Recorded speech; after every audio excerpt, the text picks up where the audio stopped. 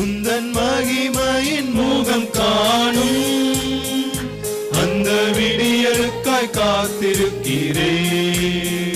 உந்தன் மகிமையின் முகம் காணும் அந்த விடியலுக்காய் காத்திருக்கிறேன். அந்த நாள் வரையும் உலகம் என்னை